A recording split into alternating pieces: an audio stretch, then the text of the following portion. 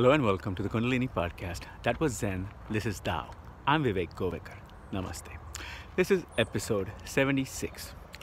Today I'm going to talk a few things about, same topics that I have been mentioning and just giving people a breakdown of what my life has been over the last 2 or 3 years where I was not making videos.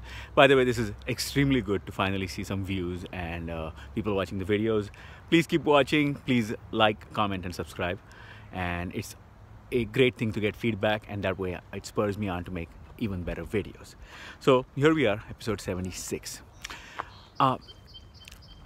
About some of the things that I have mentioned before, self-discipline included. Today I managed to get about 14 pages of writing done. And you have to get yourself back to your old habits. So one of the things I'm going to accomplish through these videos is giving you a journal of my achievements. So what have I been talking about with all this positive affirmation stuff and getting productive with your life? One of the biggest lessons I have learned is you have to do two things to survive in society. One is you have to create boundaries, and those boundaries have to be firm boundaries and how things serve you in a positive context, and only those things being allowed into your life.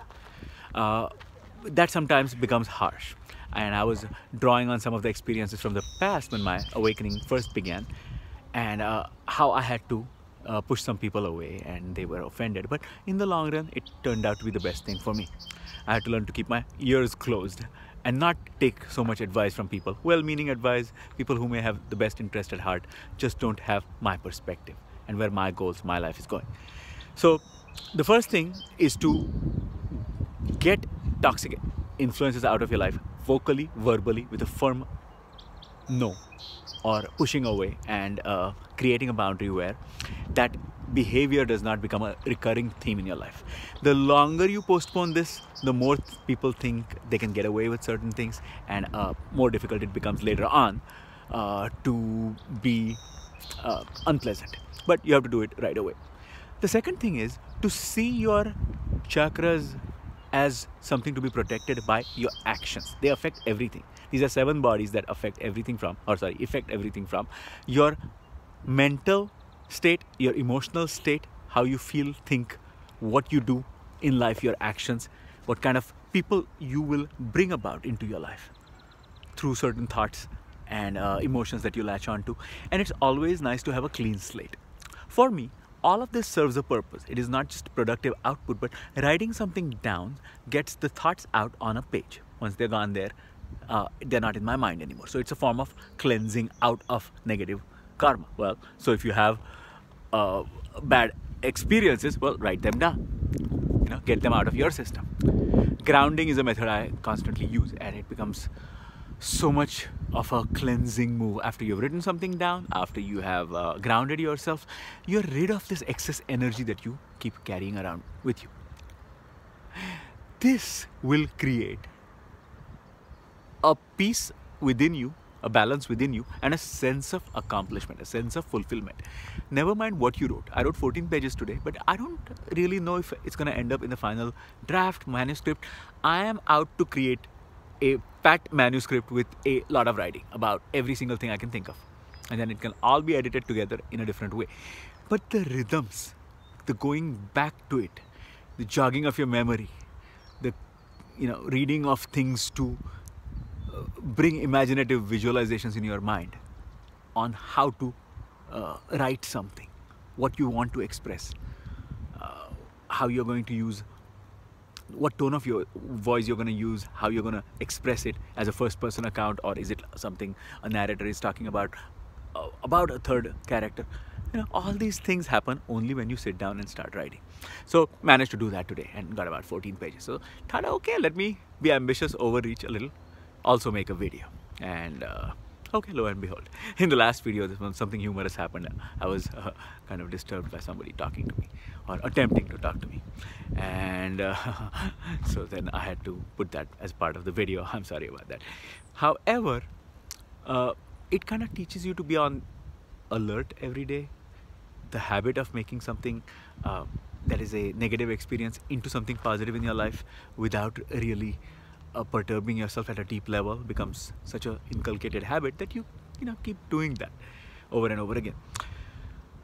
While making the difficult decision to move to another place and not really having much to support me and going out on my own made me rethink everything that and how I had functioned in life, with certain things being standards, like this is a given. I'm going to have a certain environment. This is going to be my partner, and these are going to be my parents. This is where I have reached.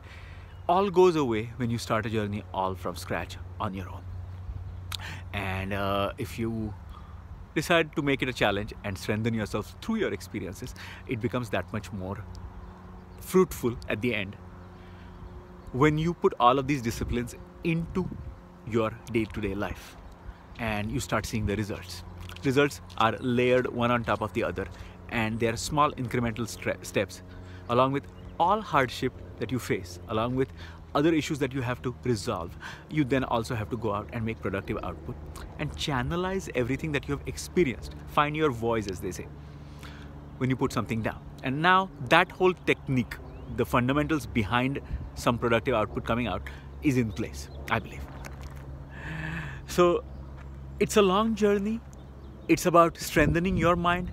It's about the power of repetitive actions, not one-off actions, and inculcating positive habits into you, layering them slowly, making it a habit to gently bring yourself back, and finding that as a way to mindfully be aware of your mind, its temptations, why you procrastinate, why you would not follow through on a promise of doing something, and bring yourself gently back to the awareness without judging, without being too harsh on yourself, but also not rationalizing, watching that process if that happens, and being mindfully aware of each step along the way.